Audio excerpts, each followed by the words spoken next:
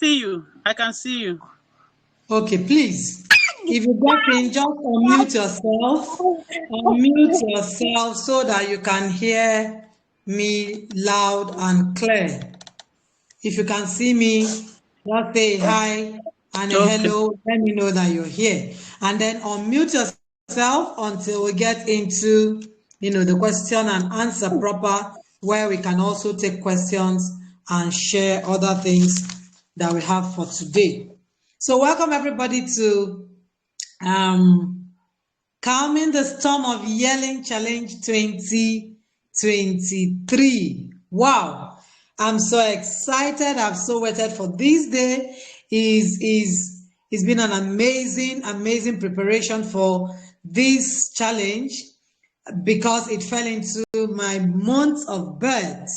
And I'm so excited and grateful to God that we are all in this new month, and we sure will see the end of the month, and it will sure bless all of us. The blessing have started already with this challenge.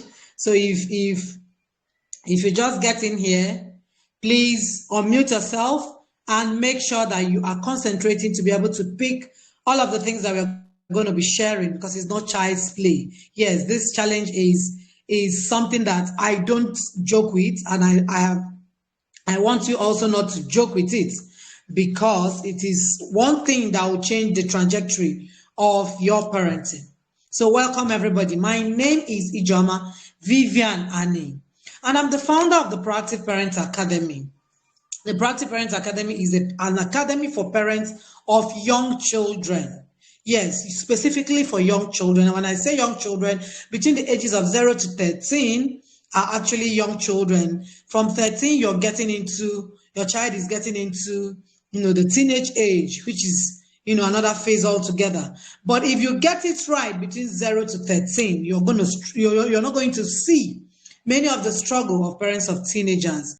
I know that some of us may also be teenagers or will be raising teenagers already. If you're already raising teenagers, 15, 13, 16, whatever, you are also welcome. Someone chatted me in, to join this challenge and said she has teenagers already, but she was in the free webinar and she learned so much. So I encourage her to join, because I know that is also going to help her even more intensely in her journey. But it is much more better and much more profitable for parents of young children, especially if your children are toddlers, 0 to 3, 0 to 5, 0 to 6. You are in the best bit to get this thing right, because you're still in the foundation level where you can, set the structure and the system that runs your parenting. So it is important to understand all of those things and, make sure that we work with what we have to become proactive. So I am the founder of the Proactive Parents Academy, and I'm the lead coach of a program we run yearly in the Proactive Parents Academy for parents of young children, where we train parents. I shared all of those training in my book. For the sake of introduction, we will not go deeper into that. And we call that tribe Build Your Home Tribe. Build Your Home Tribe is a platform where we prepare parents of young children to truly build their home early enough, such that they will raise thriving families even while the children are young and while they are still, because it's so much overwhelmed when your children are quite young, because every phase has its own struggle, but it's much more tougher if the children are still quite young, and there's no system and structures that will help them build and work on it. So welcome everybody. Thank you for being here. So today we are looking at in the modules that we have. We have 5 modules, and I will be running this challenge with Coach Ade Jones.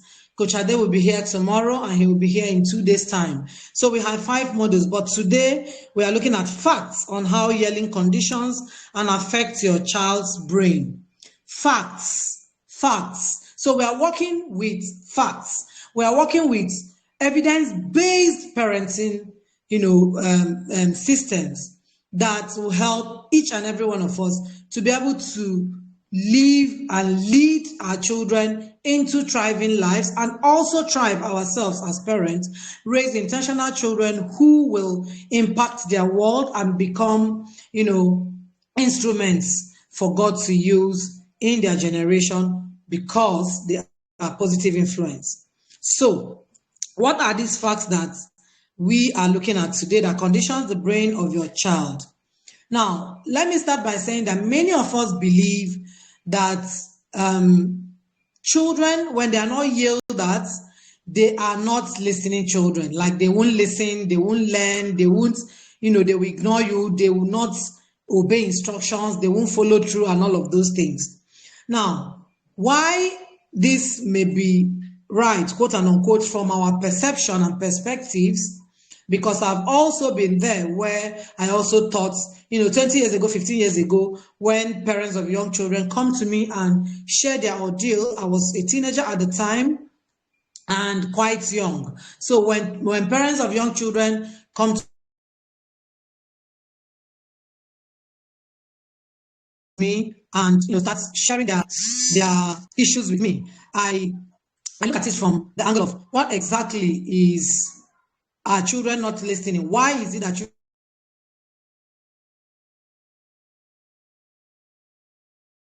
don't listen? Why is it that you don't obey instructions? And I didn't know what it meant at the time until you shout at them, until you hit them, until you do something, not that may hurt them. So I didn't understand why there was so much struggle with young children at that time. But 10, 13 years down the line, I will tell you that it is not true. The reasons why we feel that way is because we have programmed our children just like we were also programmed to listen to, shouts and yelling, because we don't have effective communication that was taught to us. We don't have, tools that we also were taught to us to use. And so we definitely program our children the way we're programmed. So you hear parents say things like, if you don't beat the child will become useless. If you don't shout at the child will become useless. If you don't do so thing, the child will do that, and all of those things that we grow up to see. So we definitely were programmed the same way. And because we're programmed the same way, we do not also, unconsciously know that we are also programming our children the same way. So we say it even before the children, that if you don't beat a child, the child will be useless. If you don't beat a child, the child will turn out to become a nuisance or stupid or stubborn, and all of those things. You hear parents, you hear older people say things like, you get a cane and flog him very well, and all of those stuff that we grew with.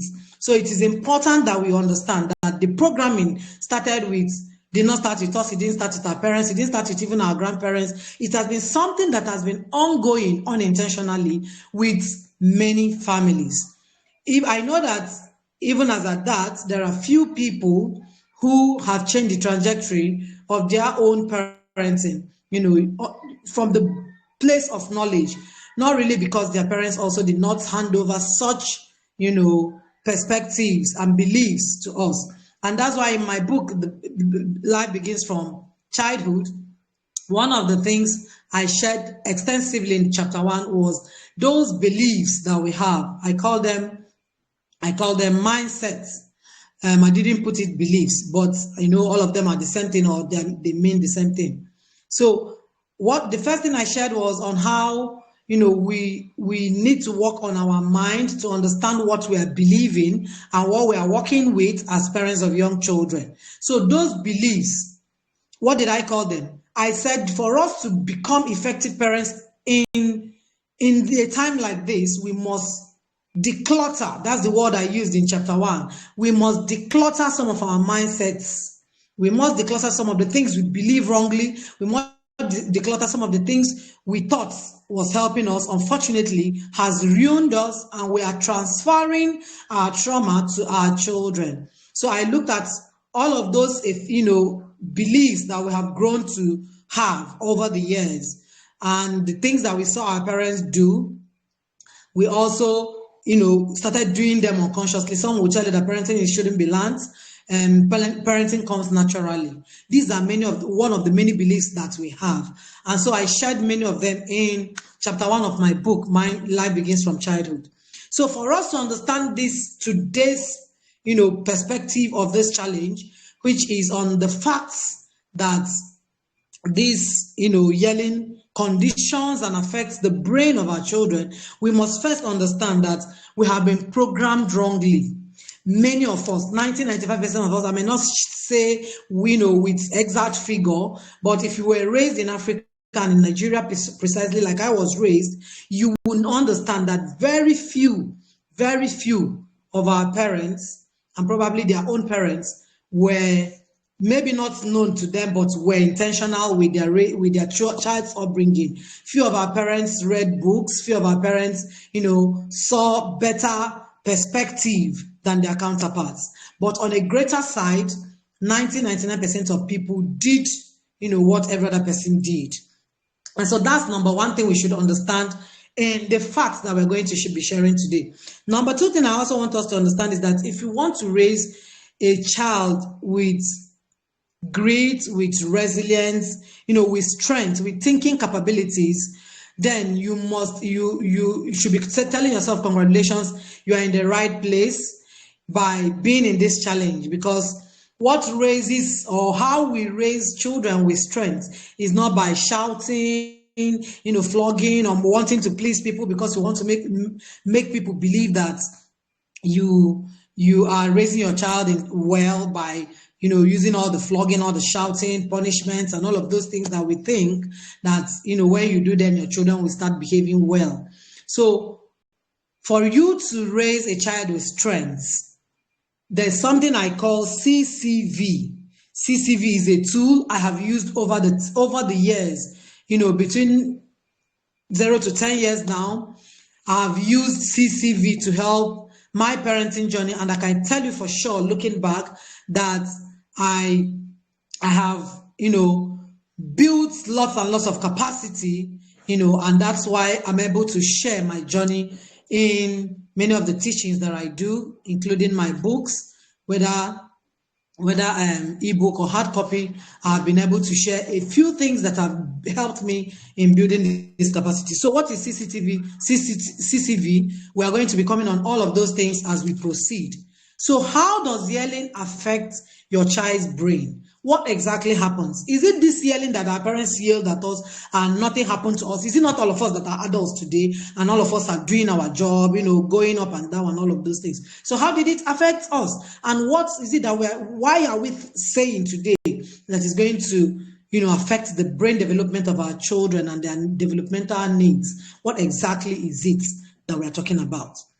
Now, I have broken down the different areas that yelling can affect our children, and I want to take it one step at a time before we come to the activity that we'll be doing today, because in these 31 days being in the group after the 5-day session, we'll be having activities that we'll be doing that are also tools for us. These are going to be tools for us to start the journey of, calming that storm, because yelling is a storm. Because you find out that sometimes in the course of yelling, from that yelling you start shouting and you start being abusive. It's your stubborn boy, this and that. You start being abusive. We don't even know the effect of verbal abuses and what it does to our children, and how it demeans any human being, even if he's not a child.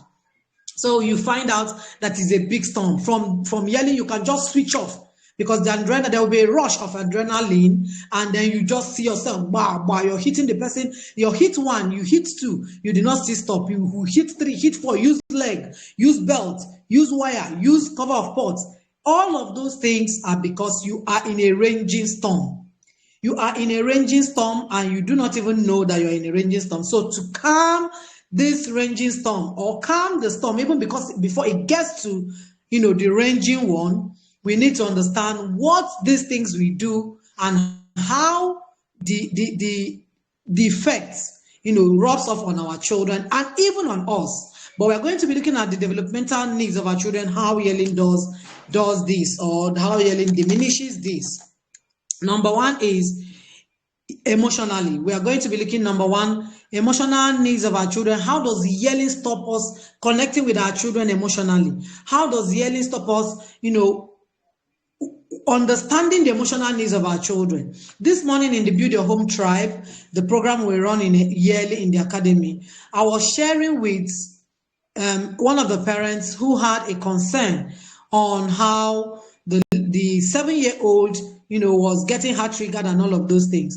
And while I was sharing that, I drew myself back while I was trying to explain to her all of the things that we need to be doing, even with the challenge. I reminded her of how in my own time, I nearly held a 4-year-old. You can imagine a 4-year-old. I nearly held a 4-year-old. I held him already, not I nearly. I held him already. I shared a bit of this story in my book. I held him already on the head because I felt beating may not get him the pain that I wanted. I held him on the head already to start hitting the head on the wall. You can imagine such a destructive way of raising a human being, just 4-year-old. I did not even understand the developmental process of that boy. I did not even understand what it is that was the need, emotional need of that child at that point. I was just angry about what triggered me. Unfortunately for me and any other parent, we don't even understand that our trigger comes from within. It is not about the children. Yes, it is valid that the children may have done something that may, get you angry and all of those things. But believe you me today, what your child did is not enough to get us to that point where we are foaming, where we are getting angry, where we are tensed, where we are feeling like we want to pull down the house for a little mistake that a child made. It doesn't get us to that point. What gets us to that point is what is within us. And while we're on this challenge, you're going to be hearing all of the perspectives that will help you understand that it is truly about you, not about your child. Now, emotionally, what is it that, or how does it yelling, cause this brain damage that could happen in their developmental age? How does it cause that thing? Number one is that yelling creates anxiety. I'm talking about emotionally now. Yelling creates anxiety and it creates fear. Now, fear is a primary emotion. Of course, we all know that, fear is also emotion, just like every other, emotions, joy, laughter, and all of those things. Fear is also an emotion, a negative emotion for that matter. And fear is centered in the part of the brain called the amygdala. The amygdala is the part of the brain that, becomes very overly active. Amygdala and the prefrontal cortex are two parts of the brain that are in charge of learning. And these two parts of the brain, that are in charge of learning and helping children to store what they have learned, like a learning center, that's what we can understand with it. Amygdala as a learning center, when your child keeps getting yelling and shouting and yelling and shouting, you find out that the amygdala becomes overly active out of fear. Instead of developing, for example, going this way, if you can see my hand, going this way straight down, something that is supposed to be going this way, and then you find out that the process is now going, like this, zigzag, for example. If it's going that route, that zigzag that we want to just use to understand what we're saying, that route, for example, you find out that what you're doing is that you're disrupting the developmental process of that brain. So when a child is, for example, trying to process an information, yelling comes and shouting comes and shuts down that learning center. And as it's shutting down learning center, of course, you, the parents, you don't even understand that there's something that, is happening in the brain. And while it's shutting those things, shutting that part of the brain, what it does to the child is that it inhibits the child's brain from higher capacities, higher order capacity. What we call higher order capacity is, operating on higher functions. So when the episodes of yelling keeps repeating itself, you keep shouting, you inhibit that child's brain from understanding things in a higher order. You inhibit that child's brain from learning things from the higher order. Have you ever imagined why in this part of the world, many of us cannot go through a mental thought process, a deep mental thought process? We understand things on the shallow, on the periphery, and we just see that periphery as is okay, is enough. We can't engage our mind. We can't engage our brain. We just want to stay on that normal ladder, that average ladder, that I beg, I no fit kill myself. You know, all those our slogan in the Nigerian palace. I read a book from my mother 2-3 weeks ago. I saw it in my mommy's bookshelf, and it reminded me of what has happened to us as people who were raised in this part of the world. That book, the name of the book is This Thing Called Average. This Thing Called Average. You can look for it. And that book just took me back the memory lane of what has happened to all of us. Many times you find out that we don't build that resilience, that capacity to pursue. We just want to stay, in that normal place. That's why you see a child in SS2 or in SS3, parents will start running up and down, buying schools for them where they can do expo, where they can buy miracle center, magic center as they call it, and all of the nonsense that we expose the children, to. The reason why you expose your children to all of those things, or you feel they cannot do it without you trying to come in, is because your child's mind, your child's brain cannot engage in deeper thoughts. So what are these higher order capacities that I'm talking about? Higher order capacities of the human brain that I'm talking about. If developed well, if your child's brain is developed well, your child or all of us are supposed to be operating at that higher order capacity. And that's why you see many of us in Africa are only consumers. We cannot invent, we cannot innovate, we cannot think out solutions to problems. We only complain about the problems, complain and complain. Everybody keeps complaining. Nobody brings in idea that can solve, the problem that will actually impact everybody's life and then bring everybody out of that situation. The reason is because we were not raised, or we were not allowed, our brain were not allowed to develop in that level where it will start to operate in higher order capacity. And what are these higher order capacities that I'm talking about? Intellectual functions.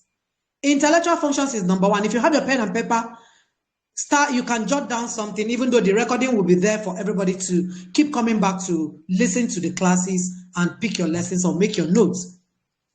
So let's move. Intellectual functions. Intellectual functions is basically learning.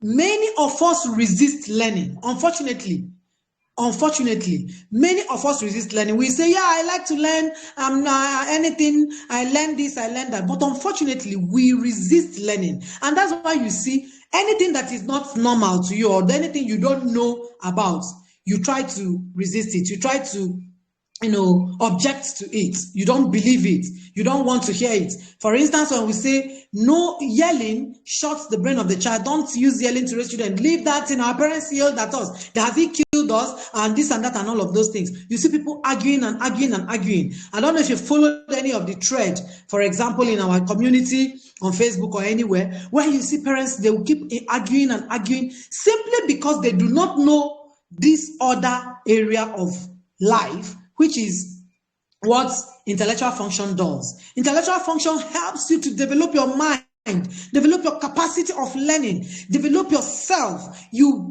submit yourself to what you do not know and, learn through that process. But we prefer to, be in the frivolities, probably where you can pay for anything that's, of course, according to your value, instead of investing in yourself to be able to help your children or break the cycle that you met. Probably your parents, your grandparents, everybody was raised like that. But you're now seeing that you're not operating in a higher order. But it doesn't make sense to you to say, no, I don't want my children to be on that status quo. Rather, you're going the same negative route where the children will finish SS2 or SS1. You're looking for a place to buy this and buy that and looking for school that will help them do this and do that. All of the nonsense. They got to the university, the same thing. That's why the university system in Nigeria is a mess. The education system generally is a mess because the status quo has always been followed. Nobody can challenge it. And if you dare challenge it, you'll be tagged. You'll be tagged. So a few of us who may have, challenged one thing or the other, probably in your university days and all of those things, I know that we were tagged. And that's why you can never get any meaningful progress in a country like this.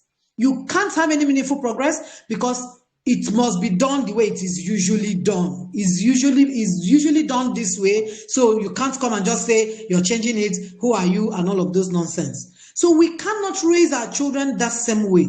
If we must raise children who will impact our lives, impact their own lives, impact their generation, then we must do something differently. We must do something differently. I was sharing with the Build Your Home Tribe parents this morning in that same, answer to the question of a parent who asked about how overwhelmed she gets with this 7-year-old. And I was sharing as far back as 2014, 2015, and at the time I started taking online courses on parenting. It wasn't popular. It wasn't something anybody knew. But I preferred not to eat than not enrolling in that classes because I saw the gap of the knowledge of what I was getting. Yet, I was somebody who has started reading books early enough, especially parenting books, family books, marriage books, early enough, from my parents' bookshelf. But I saw the evolution that was coming and the changes that were coming in the different times and season and age. And I knew that I needed more. So I preferred, in fact, some of the courses I couldn't afford it, because they were paid in dollars, some were paid in pounds. I couldn't afford it, but I had a sister who lives in the UK, and she would literally tell me, you prefer this one now? Okay, let me help you and register for you. And that was how I was, doing many of those things, but I was finding joy because I was getting power, I was getting capacity, I was getting, strength, and I was expanding my knowledge base in what I was doing with my children. So higher functions or intellectual functions, as you may call it, anyone you want, or learning, anyhow you understand it, is a function that is a product of a child that was the brain developed on higher order, is a product. Higher order capacity can only give you the product if your child's brain developed well. Number two thing that this emotional yelling can cause to your child emotionally is that in this higher order capacity, I outlined 6 things. And number 1 is intellectual functions. Your child can never be someone who is intellectually sound if you keep using yelling to shut the learning center down. Your child can never. Learning is not just copying and passing exam. Learning is not just cramming the children that are cramming and passing exam. That's not learning. Learning is understanding a concept and be able to pull through that concept. The concept will go through you and you will go through the concept. The way we were told those days, school will go through your school, you will go through school. How many of us did school go through? We all went through school and we have all the certificates. And then what? So what is the level of intellectualism you want for your child? Do you want your child just to be, he has gone to school, he has graduated, he had this and he had that and he studied this and he studied that, and he literally has no meaningful impact in his life, in his family life, in his personal life, in the world at large and in the society? That's not what I want for my child. And so I want my children to develop intellectualism by understanding learning. And now when I say learning, of course, is a whole lot again, because I will have to understand, you have to understand the learning style of your child and follow their learning style in trying to build them to learn. So intellectualism is not just English and maths. It's about life in general. It's about how they process life in general, what they learn about life every day, and how they put it into use, even as children now. Number 2 thing is memory speech, working memory. How do your children's memory, how do they retain things? When you keep shouting and yelling at the child, the learning center is shutting down and they cannot keep memories. And that's why you see many times children, even with your shouting and your yelling, you ask them this, they have forgotten. You ask them that, they have forgotten. Teacher will talk this, they've forgotten. And everything you're forgetting. What are you thinking about? He or she is not thinking about anything. They are only shut down by the yelling, the constant shouts, the constant punitive measures that is being used on them. That's the only thing that makes them forget all of those things that you are saying, that the child is constantly forgetful. So memory, speech, or working memory can only be developed when you stop using yelling to shut the brain of your child. Number 3 is complex perception. I have just said something related to that in number 1. Complex perception. Can your children have a strong thought process? Can they think through a process? Can they understand innovation? Can they understand inventfulness? Can they understand productivity? Can they be resilient? Can they wash plates now and leave it and run away and start playing and come back and say, I need to finish this thing. I have just started this task. I need to finish the task. That is executive functioning skill. Is one of executive functioning skill that is so critical. Ability to initiate a task and finish it. So complex perception. Can your children, do they have the confidence to follow through a thing? Have they built that confidence? Do they have a strong, healthy self-esteem? Now, even when others are saying they cannot, they are shying back away, they are going down, your child can stand out and say, no, that's not me. I will check out this. I will read through this. I need to understand this. Do they have the resilience to learn? Do they have the grit to push through? That's complex perception. And this can only be developed when you stop yelling at the child. This can only be developed when, and while I'm sharing this thing, be thinking of you, the parents, whether you have these things, because we were not raised to have these things. Our brain was disrupted growing up with all the basbos that we were going through. You know, they want to correct you, they shout at you, they insult you, they demean you, they beat you, and all of those things. That's why our brain was not developed to have these things. The 4th one is orientation. Orientation is part of executive functioning skill. Reorienting the child on what it is that they need to do is part of executive functioning skill. Reorienting your child every day. In the Build Your Home Tribe today, we have shared a bonding tool that helps the parents and the children to reorient them on the new month and what they have ahead of the new month. So when we say put yourself or submit yourself in true learning, it is not just passive learning. It is something you do daily. It is something you do daily and grow from there. And you will see that it's not even your child that is you're helping. You're really helping yourself. You are the one growing in the process. You're the one developing in the process. Many of the things, you begin to see the gap between the knowledge of what we have today and what our parents didn't have that has brought us to the level where we are.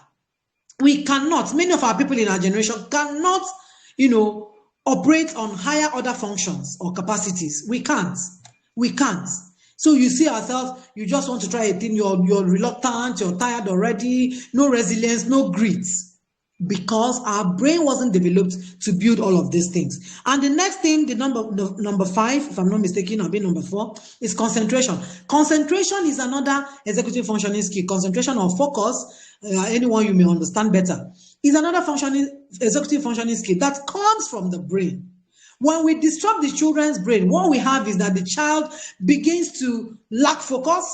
The child begins to lack concentration. They are neither here nor there. They touch here, they touch there. You cannot work with them to teach them concentration or teach them focus, and they will, imbibe it easily. Because you're constantly shouting, constantly, shutting the learning center, constantly shutting the memory that should be giving them things to remember.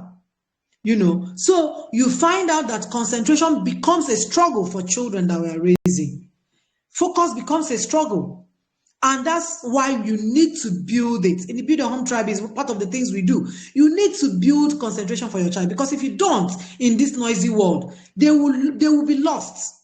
The child will be lost, because the only thing they will know is the media, social media, not even the media of tech, social media, and how all of the nonsense that happens in social media is out there for them to just consume, and they will not think of what to bring into the society for these ones that they are consuming their own to also consume. So the child will lack concentration. Then behavioral planning. You plan your child's behavior. One of the things we do in the Build Your Home Tribe is to be able to activate a behavioral pattern for the child. Yes, the children will push our button. Yes, the children will make things, sometimes make us angry, make things difficult for us, and all of those things. Yes, but you must have a plan on how the behavior must come. We are coming to all of those things in this challenge. on how you want them to behave, and what, not really what you want them, how you want them to behave, because they must behave like themselves, but how you must nurture the appropriate behavior and the right behavior. It must come with a plan, and the child must be involved in the plan. And lastly, decision making. Many of us cannot take decisions even till tomorrow. There are men, there are women, parents, in-laws, everybody is into the decisions they take because we cannot take decisions on our own. And why is it that way? Because our brain was not developed to have all of these, higher order capacities in process while we're being raised. So it is something we need to understand, that yelling is not just because you yelled at the child and so what, we were yelled at. It is affecting your child's brain and removing all of these higher order capacities that we're talking about. It is removing them from developing all of this higher order. So when your child is 20 and you're seeing a 20-year-old who does X, Y, Z, and you're saying, oh, my child used to have this kind of trait, my child used to have this kind of trait, what happened? This is what happened. What happened is that you shut down the learning center of that child, and the child cannot develop capacity to work on those things that you saw initially when they were toddlers, when they were babies, when they were growing up. You're yelling and yelling and yelling in the name of correction, in the name of trying to put them in order, who had just shut everything down, and they cannot think beyond the normal. The average is just like this, let's just do it like this. They can't go higher. They can't work on higher order. They can't build capacity that is higher than just the normal. So as they grow older, it becomes even worse, because they can now assimilate words. When the children are smaller, you may say some things, they don't know it. You may abuse them, they don't know it. Come on, shut up. Come on, get out. Come on, you. Nonsense. This and that. You're a stubborn boy. They may not even know what you're saying. Age 3, age 4. And they may even be playing with it, playing with those words. Age 5, age 6. But when they grow older, 9, 10, 8, you see children getting rebellious. You see children getting resentful. That mommy said I'm stubborn. Mommy said I'm stupid. Daddy said I'm this. Daddy said I'm that. These ones even pierces more and worse than the beating, the hitting, the punishment, and all of those things. Because verbal abuse will demean your child and erode their self-esteem entirely. Some sensitive children, like my children at 3, at 4, they understand many of those words. And so they are looking at your mouth to see when you utter any unkind words. Any unkind words. And they will come at you immediately.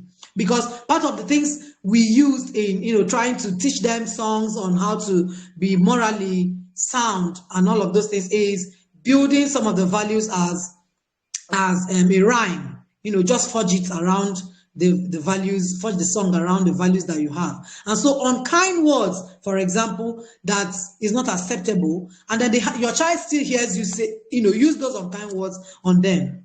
It demeans them. It makes them feel less. It makes every human being feel less. And so the child, as they grow older, they feel unsupported. They feel unloved. They feel unsupported with all of the things you're saying. They feel unloved.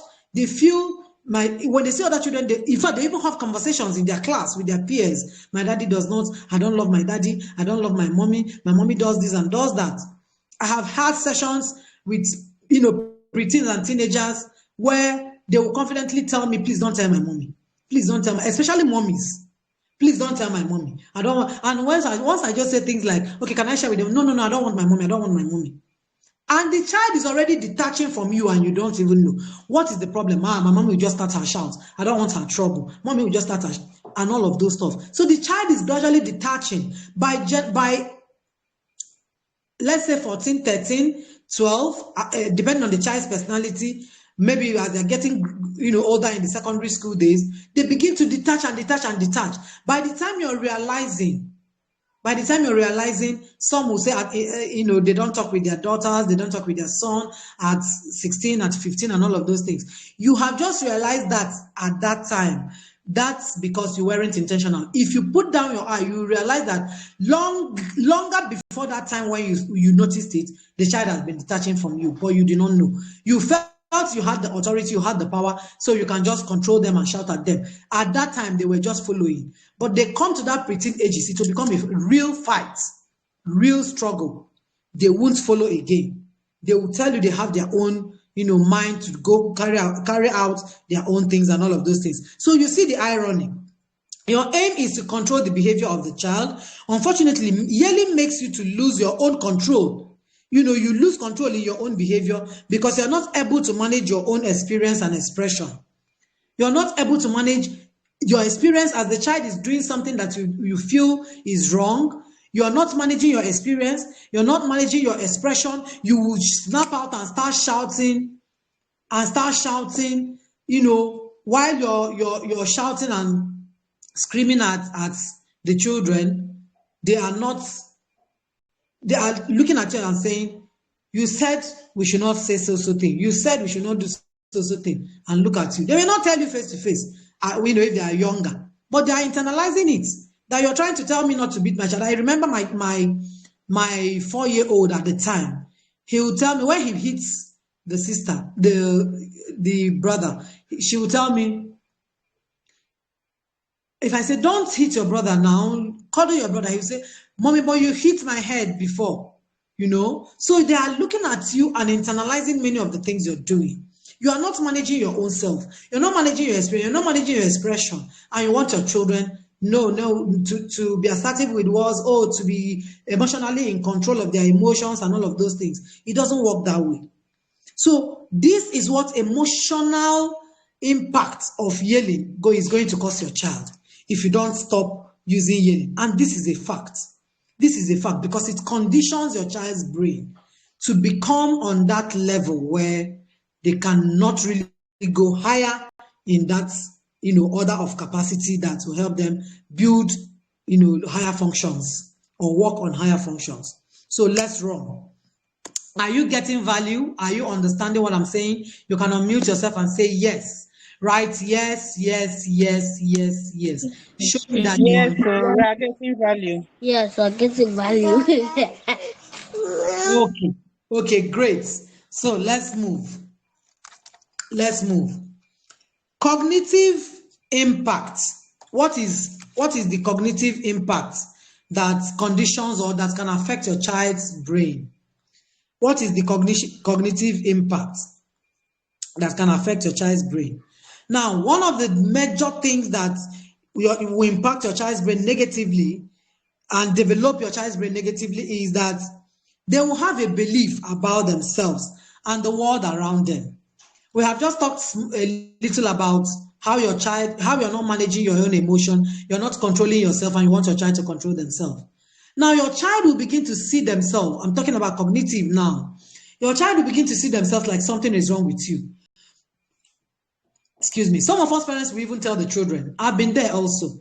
What is wrong with you? Is anything wrong? Nonsense. Something is wrong with your brain. And all of those words, hard words that we use on the children. Now, the child will begin to see themselves that something is wrong with them. And they cannot flow. They cannot, stay in a place where they feel supported or loved. And when they are coming to you, they're even coming to you with fear.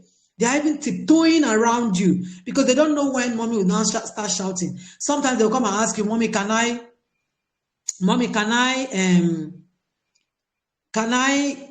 tell you this or can I tell you that? They will want to take permission because they don't want you to start shouting. So it is important that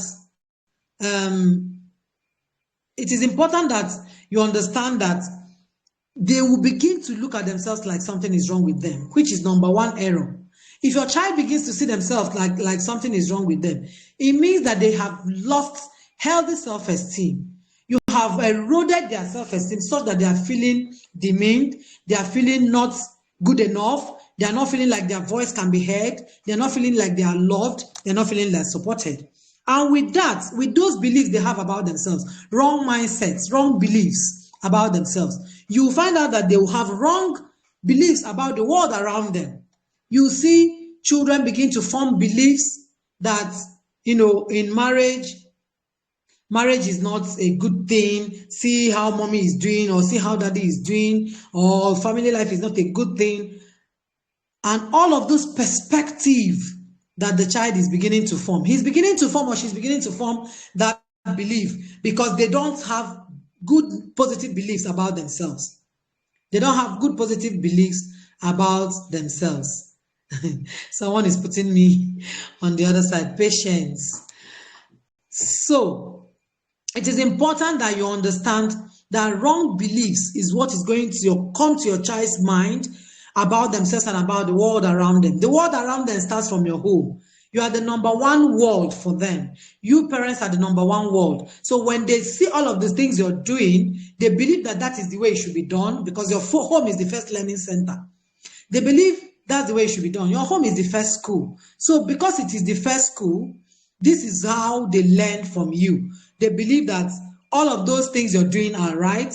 That's why when we say things like, our parents didn't get it right here or get it right there, some feel we are disrespecting our parents, some feel we are demeaning them. They did their best, they tried. Nobody said that they did not try their best. In every generation, the next generation will definitely come more involved. Our children are more involved than us today. As we are now, our children are already more involved, because every generation involves. Every generation involves. And that's how knowledge increases. So you must understand that it is not, in a place of where we are comparing, did our parents do well, did our parents not do well? No. The comparison is of no use. What we need to understand is that we must do beyond where our parents just did, or what they just did, or how they just did it. We must go far beyond that. Otherwise, we will limit our children with our own limitations that they also did not unconsciously limit us with. So, negative belief is the first thing that will happen to your child cognitively when you keep yelling at them. They will begin to believe that the way you're doing it is the appropriate way. The way you're shouting at them, I even hear parents say, I want you to be a good child. I want you to be, that's why I beat you. That's why I do. So for them, that's the right way. So they will go out to beat others. They will go out to fight others. They will go out, in fact, with their siblings. They will do all of those things. They will explore all those experiences, because for them, they are doing it to help the other person. They want the other person not to do the wrong thing. Without knowing that you cannot do anything for the next person, it is you who must control yourself, not the next person. And that's how you see we grow into marriages and we keep fighting in our marriages, husbands, wife, tussle. The reason is simple. This is what happened. We all saw, many of us saw, how the woman will be demeaned, the man is the Lord, and every nonsense can happen to the woman. And so when the man becomes abusive or even hits the woman, in our time we are saying, oh, he's wrong. Why will you hit the woman? And all of those things. But the belief of this man is that if you don't beat a woman will go, beyond her boundaries. If you don't do this, if you don't do that. He also learned it from his parents. He saw his parents, running their marriages like that. So people who saw it will form their belief like that. I saw as a child how my parents had a particular room where they kept chairs, where they come to resolve issues. We didn't know what that meant. But I realized that, some Thursdays when they're coming back from Rotary Club, daddy would just rush into that room and you see mommy walking straight to that room. We never saw them face to face, having their issues and their quarrels and all of that. But they were constantly resolving issues and having their quarrel in that space. Until we grew and began to understand conflict resolution, and daddy will begin to teach us how to resolve conflict resolution, how to resolve conflicts without attacking each other, fighting each other outside, or trying to shame or abuse the other person. So somebody like me, I have formed my belief that conflict must be resolved through communication. Or some other child who saw their parents, the father beating the mother or the mother beating the father, whoever, has also formed his belief or her belief that it must be in this way. And that's the world around you, around your child. So they will also carry that world in your home to the society. And that's how it keeps spreading, devices keep spreading in the society. This is what has shaped the brain of your child cognitively. Let's run. Behaviorally, yelling will shape your child to aggressive behaviors. I don't know if anybody have experienced, I have experienced it where I'm trying to make my first child not to hit the younger brother, not when they were toddlers, so not to beat him, not to do this. And I see that he's constantly being angry. He's constantly aggressive. And I'm wondering, why is this child aggressive like this? Why is this child always quarreling and getting angry and frowning face? without realizing, I shared it in this book, I shared it in my book, Life Begins from Childhood, without realizing that I was aggressive in trying to correct that error that the child did or that mistake. I was aggressive. And so the child is returning to me what he has soaked from me. That's what happens to all of us. We don't even know that in aggression we are trying to correct. And so the child is speaking that aggression and trying to be aggressive on the child, on the younger ones, and we now see that, oh, this other older one is aggressive, he's beating the brother, he's beating the sister, and all of those things. So yelling will shape your child behaviorally to be aggressive, to be resistant to discipline. That's why you see many of us, we struggle with discipline. We can't discipline our children without flogging them. We can't put structures and systems without beating the hell out of them. And unfortunately, after beating them, it doesn't change anything. The behavioral problems increases because the child didn't internalize anything. The only thing that happened to the child was that he just used out of the pain of the flogging and stopped at the moment, or for the moment, what he or she was doing, or stopped before you, and then maybe behind you they do a different thing altogether. So your child cannot follow rules. Your child cannot follow regulations in school, in institutions, anywhere they find themselves, in any gathering. They can't follow through because the aggression, the resistance, the rebellion attitude has formed their behavior. That's why you see a child, sometimes you can hit a 4-year-old or 5-year-old and he will hit you back. Even 1 year, even some 1 year, they will hit you back. They are soaking that aggressive atmosphere. That's what happens. So behaviorally, yelling will also demean and make a mess of your child. You will raise a total aggressor who can attack anybody, they don't care about your age. They are just, the misbehavior of aggression will make them become so resistant to discipline, so resistant to structure, so resistant to authority. Wherever they come, they can't obey instructions. They must be resistant. It is how you program them with aggression that comes from yelling episodes here and there since when they were a child. And lastly, physically, yelling causes stress in the children and in the adults alike. We may go through this deeper, while in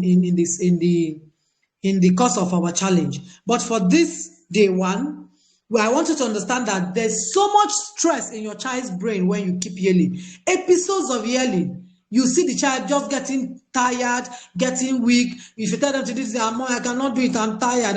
They are stressed. They are stressed mentally. They are stressed emotionally. And that shout and that yelling increases even the tempo of the shouting, of the stress. And for you, sometimes they even have headache like you adults. I've heard parents tell me that even when I finish shouting, I'll start having headache. You realize that you have headache after all the yelling. That is coming from a place of stress. You see that blood pressure will start peaking little by little with the flow of cortisol in the blood. These are facts that you can research and understand even more deeper. And the flow of that cortisol in the blood will increase many other sicknesses, or put you into the danger of many other sicknesses that is not blood pressure alone. I remember, my journey trying to get myself out of this yelling thing. And we were having conversations about it many years ago with my siblings, and everybody was just complaining, my child did this, my child will say, mommy, you shout a lot, my child did, my child. And I told them, that have we forgotten that we have a DNA that came from our both parents? You took from daddy, you took from mommy. And so we were telling ourselves that our yelling dad, we have taken that from him. And unconsciously for us, because my daddy was a chronic yeller. Chronic. Until, when my elder sister got into the medical, college and started seeing many of the dangers of what yelling could do to the health of the parents or the adult who is always a yeller, and begin to share perspectives with my dad and all of those things, and daddy will like, wow, and all those stuff. But the truth remains that he was a yeller, and all of us picked that trait from him, and we just yell over any little thing and shout at children like, until everybody intentionally began to walk through a process and the journey of removing yourself from it. My other sister made a post yesterday on social media, and she said something about being a calm parent. And she used me to give example, where I won't, talk, shout at children, shout at anybody. Because the truth is, as you're walking through yourself, through the thinking you're helping your children, you walk through yourself. You can't find me shouting at, if you like, be 1 minute old.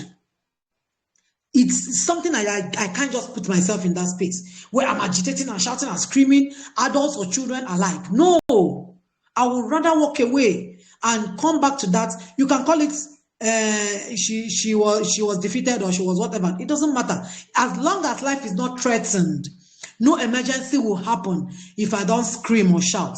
Because yelling could also be on the positive side, which many of us we're not even on that side. We can also use it to, save somebody who is running into danger. I'm coming to that. But on the other side, where all of us belong to, many of us belong to, which is on the negative side, you will find out that while you're yelling at even children, at some point it becomes part of you. You won't even understand why you're yelling. Even adults, everybody can just shout and scream and talk about things without being, calm with it. So, having understood these facts, what then do we do? What then do we do to program the brain of our children and begin to restore, the lost things we have done to their brain using yelling? So now we will be taking an activity today, because every day in the month of May we will have one activity to do as regards this yelling, and that will become a tool that will help us to build capacity, to build, strength, to be able to step out from being from a yelling parent to a calm parent. Because it's not, like we have outlined, it's not only for your child. Even you're running a risk in being a yelling parent with your health issues, with your emotional issues. And that's why you see things that does not even connect with the children. You just come back and be shouting, and you're angry, you're bitter over everybody because you cannot control yourself emotionally. So what are we supposed to be doing? Today, we are going to be using communication, effective communication, as our number one tool of, becoming a calm parent. And the first place, which is the tool for today, what we are going to be doing today, the first place is to take a vow of yelibacy. Unmute yourself and repeat what I said. We are going to be taking a vow of yelibacy individually. Unmute yourself and say it. We are going to be taking a vow. We are going to take a vow of yelibacy. Good. Taking a vow of yelibacy speaks to the way. It speaks to the way we communicate. It speaks to the way we talk to the children. It speaks to the way we approach them without resorting to yelling. And that communication will now become, the tools that we are going to use. Positive reinforcement. If you're not writing anything down, don't worry. Please later come back to the recordings and go through it again. Every session is not going to take us more than an hour. Come back to it and put down these things in your notes so that you can be looking at it. Get a note for this challenge, please. In this 1 month, get a note for this challenge. Write down things. Go through them every day. I did this in 2014, 2015, 2013, 2014, 2015, consistently until my children can understand why I was using them as an accountability partner. I'll come down to that by tomorrow, where we are talking about accountability partners. Because they are the ones that you are transferring those aggressions to. So they are the ones that should hold you accountable. And so I took that vow of yelibacy in respect to the way I communicate with the accountability of these children. So they are the ones to put me in check. They are the ones to say, oh no, mommy, you're shouting. Oh no, mommy, you're going overboard, and all of those things. We're going to be having this activity written down even more effectively when we get to the group later. But for this session now, understand that we're going to take a vow today. We are going to write it. I'm going to bring a format that we're using. I'll put it down in the group, the format we'll use to take this vow. You're vowing to yourself, you're vowing to your God, you're vowing to God, who also wants us to have self-control, because it's a fruit of the Holy Spirit. And self-control is part of in fact, the greatest of the fruits that will help you become someone who has control over everything about your life, except for the things that are divine. But everything that is on this transitory, everything that you can control, because this is not God coming down from heaven to come and control yourself for you. You are the one to control yourself. You are the one to control the way you live, the way you talk, the way you act, the way you do everything. And your children will see how you take this control and learn from you. And you don't even need to teach anything. You don't even need to start telling them, do this, do that. They will see it from you. And while you're saying it, it's just validating. They are now nodding their head like, yes, mommy is like this, mommy is like that. And that is the only place where your child can be able to stay and understand what self-control is. Self-control is not going to just end with just yelling. It's going to help your children build resilience, build grit, build. Yesterday I was talking with a parent who was telling me who hit the child because the child picked biscuit, and the man said that the child is no longer this and that and all of those things. The small boy, maybe 5, 6, or 7, I don't know the age. But when he finished saying, I said, what then do you do to help him not to develop longer? Because naturally they will be curious. They want to eat this, they want to eat that. Even when they are not hungry, I want to eat, I want to this, I want to that. It is when you become a person of self-control. That's the only way you can build self-control for your children. And it's not only on yelling, it will go around every area of their life. So self-control for me, emotional intelligence for me, has its foundation on self-control. Emotional intelligence for me has its foundation on self-control. Self-control first became a fruit of the Holy Spirit before we had the Goldman propound about emotional intelligence, which practically talks about how you control your emotions and not the other person, because you must control yourself for the other person to see, and not you trying to control the other person. So you see, it has its foundation and its root from self-control, which is a gift, a fruit of the Holy Spirit. So we'll be taking that vow. Today, we'll go back to the group and I'll put out outline on how we'll take that vow of yelibacy, and without resorting to yelling. And then the tools that we'll be using under communication, effective communication, to help our children. Positive reinforcement is number 1. Setting clear expectations is number 2. Communication will help us to do this, and I'm going to share that. Setting clear expectations on our children, because many times why we shout is because our expectations are above our children, or our expectations are not realistic. So when they are not realistic, you just lash out, you just snap out, and you'll be screaming everywhere, shouting and bringing down everywhere, without even understanding the expectations you're placing on that child. You're not understanding the personality of your child. Who is this child I'm raising? How is this child learning? How do I want him to understand or internalize this thing? You have no measures in place, yet you're setting expectations.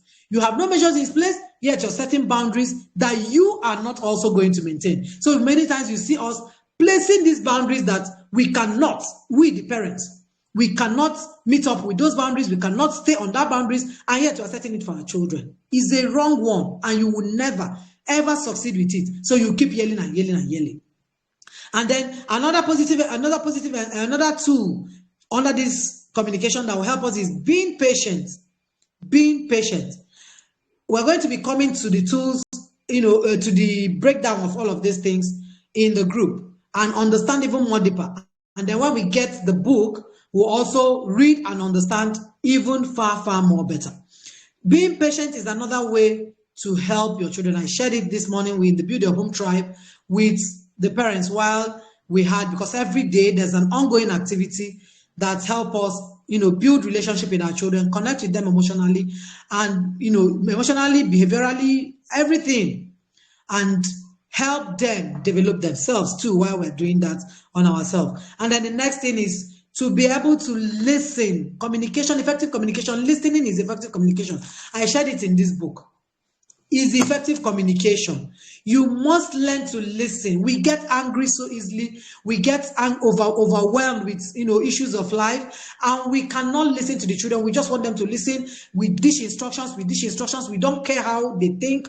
We don't understand how they even their thought process is. Whether they're even understanding what we are saying, we don't know. We will just dish the instructions and go. You're not teaching a child by dishing instructions. Sometimes questions also stretches the brain of your child to understand or to know, for you to know what your child can understand and cannot understand. Sometimes some of us even use rhetorical for the children, and yet we want them to respond. So you must be a listening parent.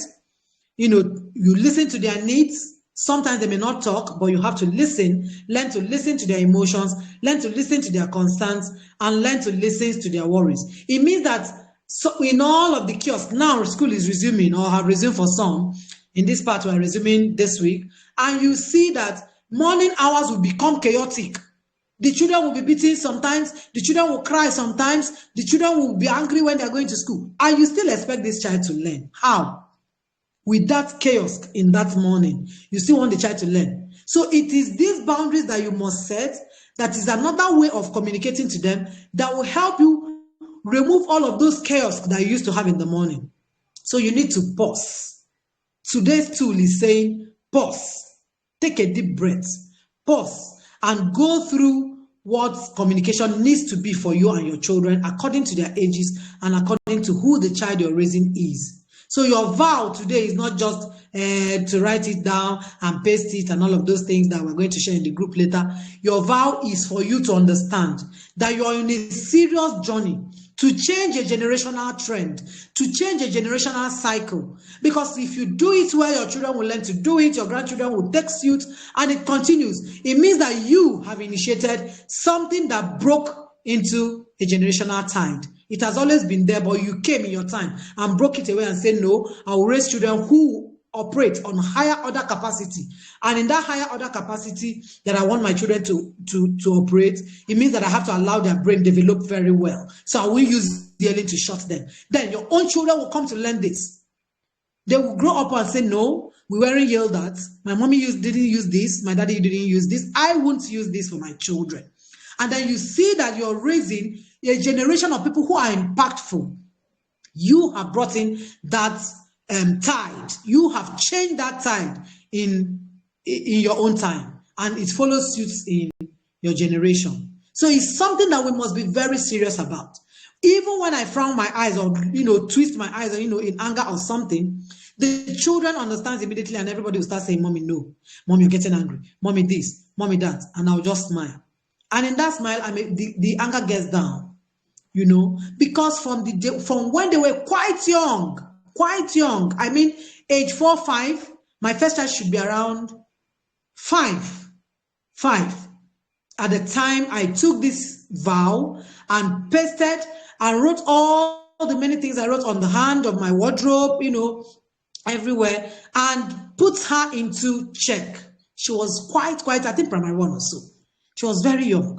And then she kept on being my reminder. She kept on being my reminder until the brothers started growing and all of those things. And everybody had to understand, no, mommy doesn't do this, daddy doesn't do this. We don't do it in our home. You see children telling my children, sometimes there was a time, let me conclude with this story, a time when some other children were telling them, your parents pamper you people, they don't beat you people. That's why you people are just doing, you just come, you talk things and you pass, this and that. And we told them, people will not bully you for just what you did. People will bully you for even the good things you have. The good things. So don't be there to say, what did I do to them to bully me? We taught them to be assertive with words. And we are able to teach that because we have already used communication to build around all of the things we are doing without resorting to yelling. So it is important you understand that it's a very big deal. You're into a journey that will help you, renew you, and restore you into a new parent, and it will shape and set a stride for the trajectory of your parenting from now if you become serious with it. Nothing, and I mean nothing will make me stay in a place that is chaotic or where I will shout or quarrel with anybody. I will walk away. Some see it as mark of disrespect, some see it as whatever they see it, but the truth is that I won't be insultive. I won't, be in a place where I want to argue with you and all of those things. I would rather walk away. And at a more calmer time, I will come and talk about that thing. So, and I've seen my children doing the same thing. As my son will say, as long as life is not threatened. And that's my word. As long as life is not threatened, walk away. Be assertive with words. Use your words to fight. Don't get into fighting or hitting or whatever in the name of you want to prove a point. So, whatever you're doing in this challenge, please take it seriously because your children are going to learn from you. It's not just you. It's going to help you and help your children reorient their mind, like we talked about orientation in the higher order capacity. It's going to reorient their mind, their brain into a new system that will help them become people of impact, people that will thrive, people that will be resourceful, people that will be thinking children. Because thinking capability is one of the executive functioning skills that our children need to develop and become resourceful people for themselves and for their world at large. So, if you're still following, let me hear from you. Unmute yourself. If you have any question, day one is coming to an end. If you have any question, you can ask me now while we try to tidy up. I don't want any of the sessions to go above 1 hour since we have activities in the group every day to do. So, if you have any question, please unmute yourself and ask me now. Wow. Thank you so much, Coach Vivian. I'll follow through this 1 hour and it's been awesome. Thank you so much.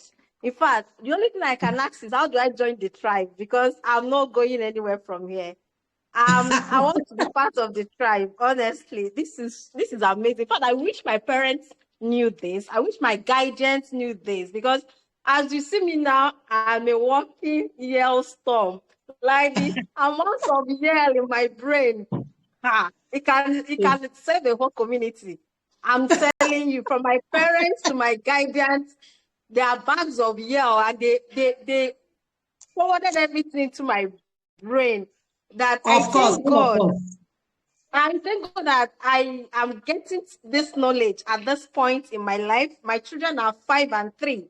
And it's amazing to really know about this. Honestly, I wish I can take this to my parents. Let them see the nonsense they were doing in the name of parenting. I'm telling you, thank you so much. Thank you so much. This is very, very wonderful. Thank you. I hope it's continuous so I can recommend to friends because when I shared when I shared it on my status and forwarded to them, they weren't getting it. Then, like some of us would think that parenting comes natural. So they will not understand it. So they saw no need for it.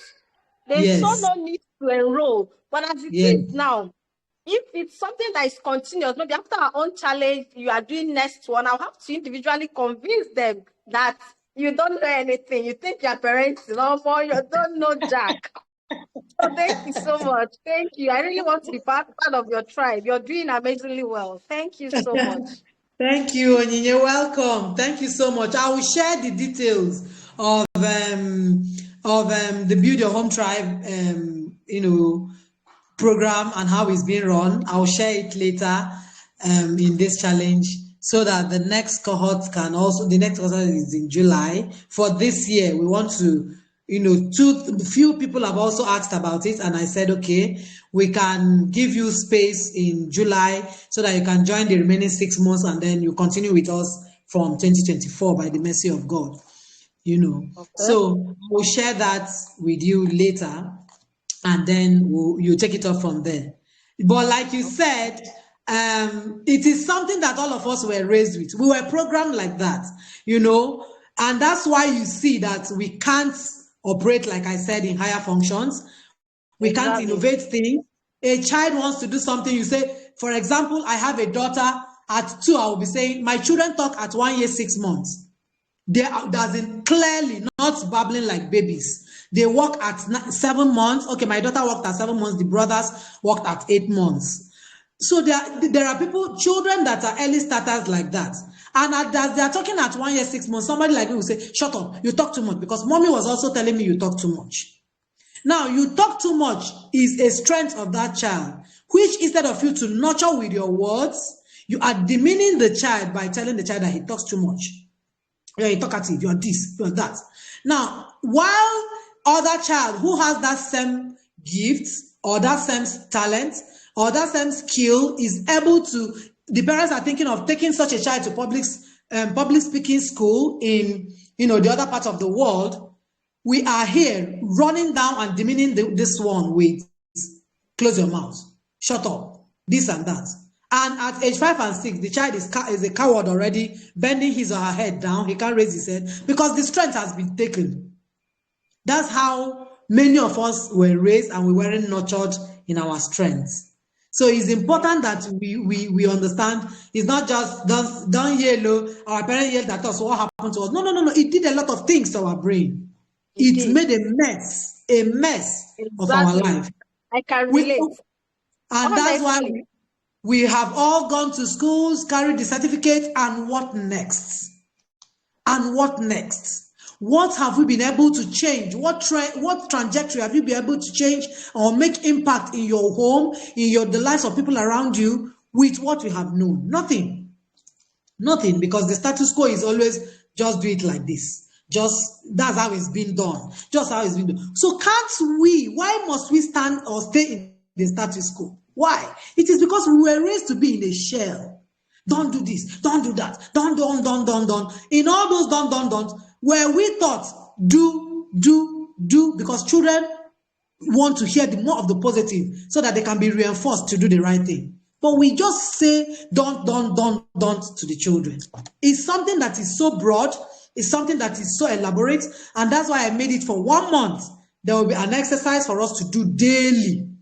Exercise in the group. After the classes Monday to Friday, between today and Friday, there will be daily exercises that we will bring in questions, share the thoughts, and I will come up on a video to share what the exercise is about just in the group, so that you can put down everything in your notes, and even after the class, you can go back to the recordings, you can go through your notes, how you wrote it to your own understanding, and begin to walk through it. This is something that I'm very serious about, because it changed me. It changed me. I said yesterday, my elder sister made a post, and people who know us personally were, just commenting and saying, yes, it's true.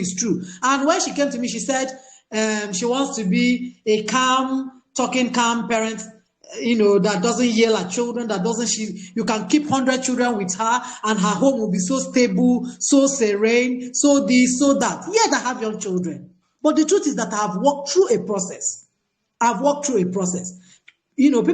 People in the building home will understand even more better when I share this. I have young children also, even though the other ones are already in the secondary school and all of those things. But the truth is they are still below the teenage age. And then things are just stable for me and stable in the home because I started quite early. The struggle was a terrible one, so it was real. If you heard me share when I wanted to hit the head of my child just to make the pain reach at him, he was less than 4 or going 4. So it's something that is huge, and we need to understand that the moment we get this kind of knowledge and information and spread it abroad here and there, that is the only way we can change our home and our society at large. Anything outside that, people will continue to be who they are, and our children are not going to live in a separate world. They will come to meet other children who were raised in a home that didn't have this kind of system, or they will come to marry such people, and then they will be wondering what kind of life is that, because the totality of what is in the society is on the other side. So the only way we can help our world is to impact what we have known to them, as much as we also practice them, and people will begin to see the effects in our own life and in the life of our children. I hope this helps. Any other question? Thank you. Yes, I have a question. Okay, go ahead. Coach, thank you so much. Thank you so much. Thank you. I'm really grateful. When I listen to you, I learn, not that I've not heard about some of these things you've said. I've been involved in your no yelling challenge before, but listening to you today is as if I'm listening to you afresh, like for the very first time. Like I've not listened to you before, and I'm a tribal, but you give me lots of value every time. I'm a tribal, and everything she has said here, that is what we do there. I was listening to this with my 6-year-old daughter, and when you were talking about high capacity function, about memory, speech, about if a child who is constantly yelled at is very forgetful. And she told me, Mommy, that is what happens to me in the class. Anytime, Oh my anytime somebody God. shouts, they teach me Oh my something and God.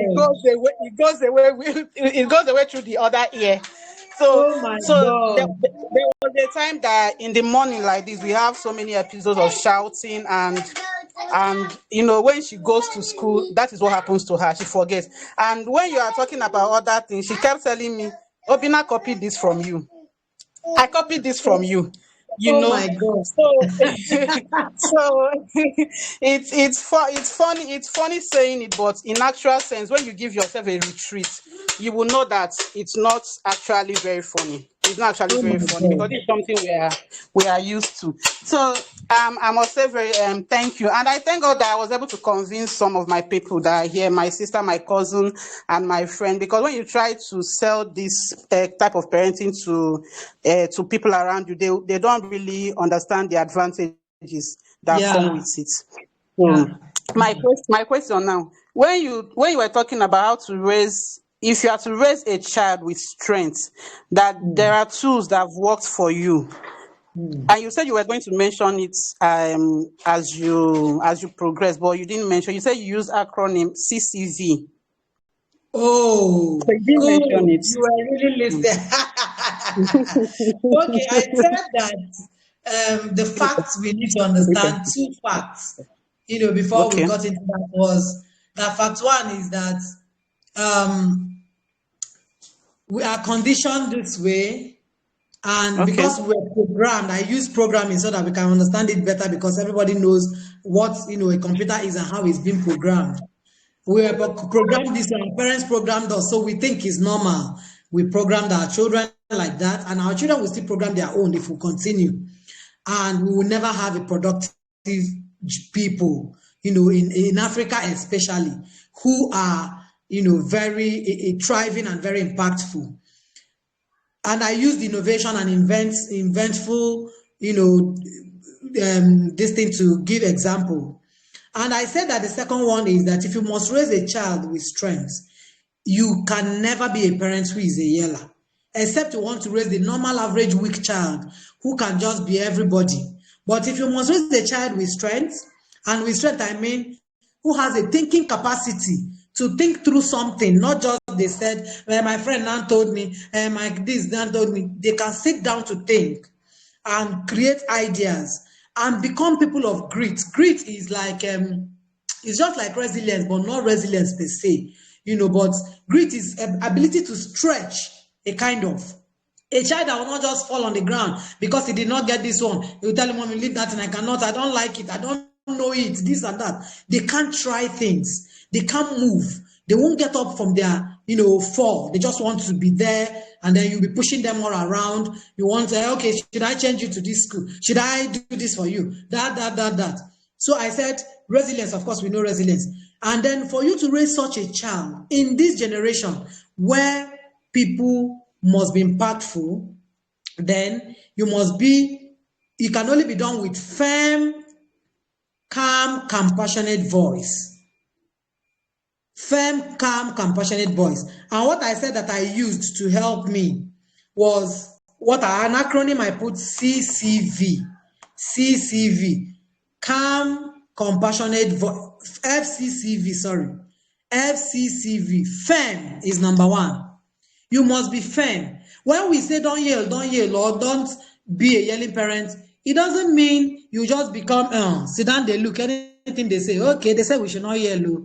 These children were attempting me because they say we should not yell. No, my children know that mommy, this one is army woman. Yet I will not be because you will lose the authority you're trying to do. I said it earlier.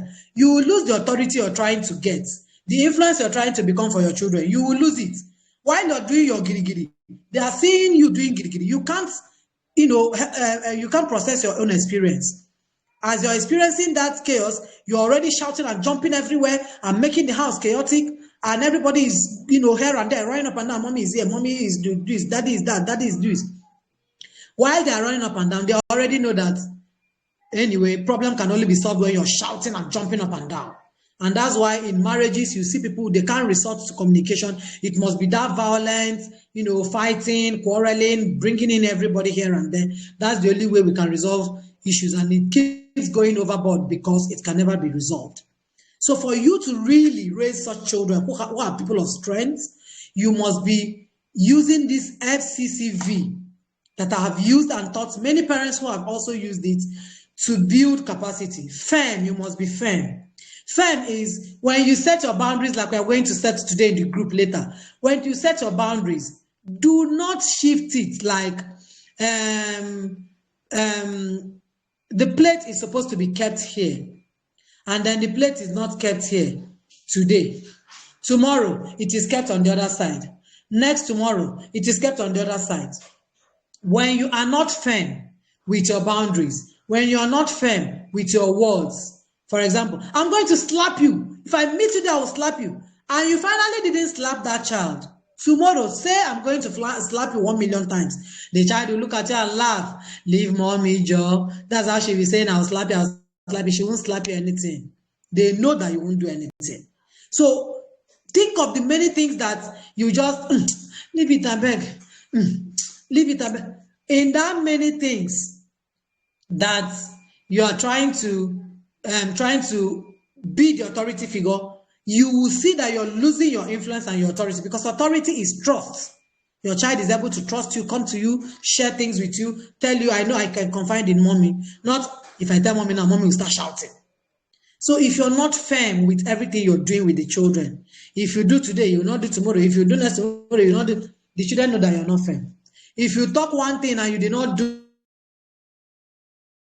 you're not firm. So if you keep having a mixed message like that, the children will not take you serious and they will not learn. You are also disrupting their brain. They're not learning. That's why you see many children, we think they are learning because they are just getting first in the results. It's not about getting the first of class. It's about how deep they can think through a process and create, especially in a concept, create their own learning through a concept that they've understood. Not just the cram work that we think many of us also did it. We just cram and write the exam and have the A, and that's all. So your child must know that you're firm. Even if, for example, don't fall on the ground, the child falls. I have children who are always whining. I have children who are neurodivergent. I have 2 children who are neurodivergent. So they have low emotional tank. We have always worked on them to build emotional stability for them, even though the older one is already big now. But the small one, who is my last child, he will just be falling on the ground. And I'll tell him, if you fall on the ground, I'm not going to lift you up. So you stand firm and talk to me. And before he lands it, he will fall on the ground and I won't lift him. I will let him know. I say, sorry, I understand the way you feel. But get up and come and hug your mommy. Let your mommy tell you this. That's how you build and fill in their emotional tank. But the moment you say don't fall on the ground and the child starts falling and whining, starts throwing tantrum on the ground, and you leave the child, he knows that you're not firm. The child knows, even if it's 1 year, he knows that you're not firm. So being firm is something you must be serious with. It's not shouting, it's not beating, it's not getting angry, it's not quarreling. You can be firm, friendly, empathic, and compassionate. Yes, and be validating the child's feelings. Sorry, my darling, I know how you're feeling. Oh, yeah, get up. So that the child will build responsibility from that and know that it is my responsibility to do X, Y, Z. Otherwise, they will get to a point where they throw everything at you and they think it is your responsibility to do it for them. You say, pick up your shoe, they say no. You say this one, they will say no. You say that one, they won't agree to do anything because they see you as being responsible for them. And for you to raise children of strength, they must be responsible for themselves. At age 2, let the child have something to do. At age 3, at age 4, age 5, and the way we break down in the Build Your Home Tribe, everybody must put our hand on deck. Otherwise, that's why you see that 30, 40, 25, in our generation, we are still in our parents' house, whether it's a man or a woman, eating thank you from the parents, because you cannot create, the child cannot create a world for him or herself. They are still dependent on the parent. Till tomorrow, there are 40 years old, 50 years old, 30 years old that cannot, go out of what their parents can offer them. because they weren't raised to be responsible for themselves. So for you to raise such a child who has strength and is responsible for themselves, so that at 10, at 15, they are standing for themselves and creating their own world, you're under your supervision, then you must allow the child to be responsible while your duty is to be firm. Stand on your lane. Don't be in the child's lane. If he's falling on the ground and crying and shouting and throwing tantrum, how is it your business? Your own is to be firm and be validating the child. Oh, sorry, I know how you feel, but get up from there. Come and talk to mommy here. Get up from there. You must get up from there before you can talk to mommy. This and that. You shouldn't be the way to go to the child and draw the child up and still be beating the child on top of the crying and throwing tantrum. You're still beating the child. So what have you taught the child? You took the responsibility for the child and you still beat the child. So you have done nothing actually. You didn't do anything. But if you validate the child and stand on your lane, sorry, darling, get up from there. Get up, do this, do that. The child will know that it is his responsibility. I did it with my child when she was 1 year, I think 1 year, 8 months or so. My daughter, I was in a retreat in church and I came with her. I gave her banana that we came with. And she finished eating the banana and threw away the peel on the road, on the step of the church like this. I said, go and pick it. She will run and come back, run and come back, run and come back. I said, Mama, go and pick it. Go and, I kept saying, go and pick it more than 100 times. Go and pick it, go and pick it. And when she saw how firm and serious, she would just come to me, lie on my lap and laugh and say, go back and pick it. Go back and pick it. This is a church environment. You don't throw it. She was less than 2. Go back and pick it. I kept repeating, go back and pick it. She will run and come back to me again. Run and go back, come back again. I kept saying, go back and pick it. Do you know that as at the time my daughter picked that thing, she started crying. After I said it like more than 10 times, she started crying. For you to know that they understand what you're saying. They may not be able to explain or talk to you back, yes. But they know, their brain is speaking it. That's how their brain coordinates and cohesively understand things. You're not the one that tells them to go and to say, I'm hungry. You're not the one that tells them to cry when they're hungry. Their brain is speaking and coordinating these things. So by the time she was picking that peel of banana, my daughter just started crying. She picked it and came to me and pointed the peel to me and said, good girl, go and put it in that waste bin. My daughter started crying. So she knew that was, this woman is giving me stress kind of thing. This woman is disturbing me kind of thing. And she started crying. I just told her, sorry, don't cry. You're feeling angry. Mommy had to send you on this errand. Don't worry. Mommy later will do something for mommy. She will not eat her biscuit, this and that. While I was validating her and cleaning her tears, it ended it. But from that day till today, you can't get my daughter, her precisely. The boys may do it, but you see my daughter, never. She will never, even if it is a peel of granules, she won't drop it on the ground. Never. Never. She can't be in the car and start peeling granules or peeling this one. She will keep shouting for the brothers. Let's get home first. Let's get home first. You will wash your hands when we get home. This and that. She particularly, she will never drop any peel of anything on the road. Never. Never. So that's why when she got to the boarding house, people kept asking me, how old is she? How old is she? How old is she? She has built a lot of systems and structures from all of the things we did from when she was a child. So when you are not firm, the children know. When you are firm, the children know. And under that being firm, you now add calmness in it. If you are aggressive with what you're trying to pass, the information you're trying to pass, they are not hearing you. They won't understand what you're trying to say. Of course, you're shutting the learning center, so they're not even hearing you. So now, if you are calm and you are firm and you are compassionate, compassionate is not, just being like empathy. You're feeling for the person, sorry, I know how you feel. Not being aggressive and trying to make the child feel like you're a stupid girl. Why did he throw it there? You're compassionate with your words. And then your voice is not high. There's no way your children will not be people of strength, people of grit, children that are resilient. They fall, they pick it up already. They want to do it again so that mommy will see that I can do it well. They want to build capacity. They will build confidence in trying to do all of those things. Because the moment a child does anything, age 3, age 4, age 5, they do it and get up and redo it again and do it again. Wash plates, redo. And it's not clean, they redo it. Oh, wow, well done, son, this and that. And they redo it again. They start building confidence. That's how to raise confident children. They start building confidence. But once you just do that, go and drop it there. They are not even hearing you, unfortunately. They are not even getting what you're saying. And you're triggering them to get angry and aggressive. Yet you want them to be calm, compassionate when they are talking or something. They will give it to you back. That's the response they will give you. Before they even take it to the society, they will return it to you first. So you need to use FCCV,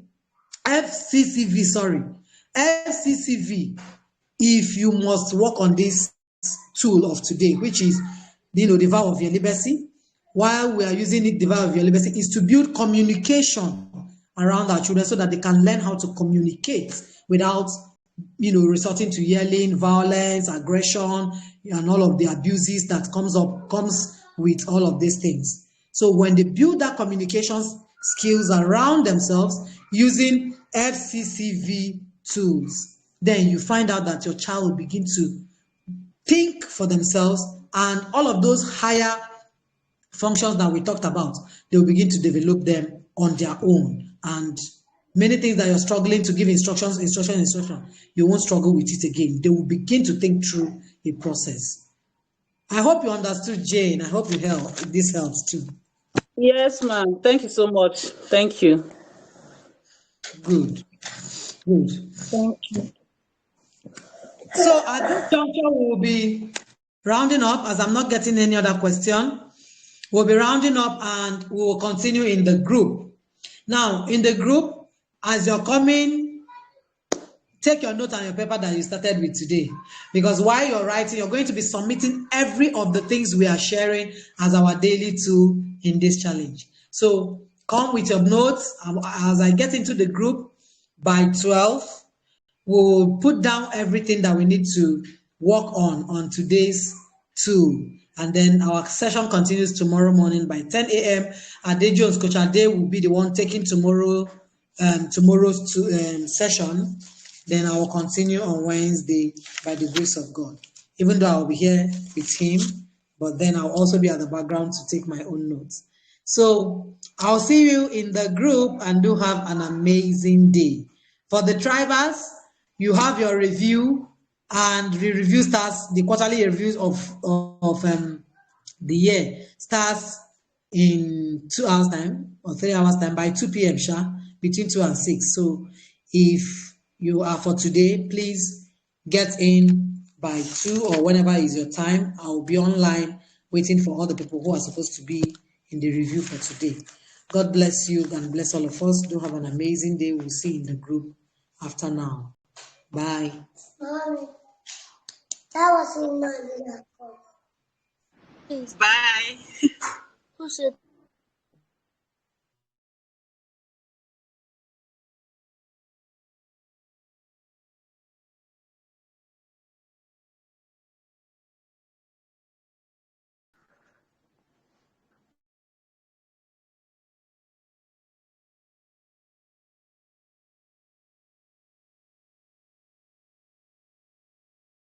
Bye.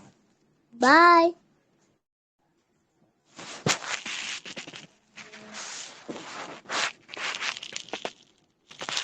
Mommy.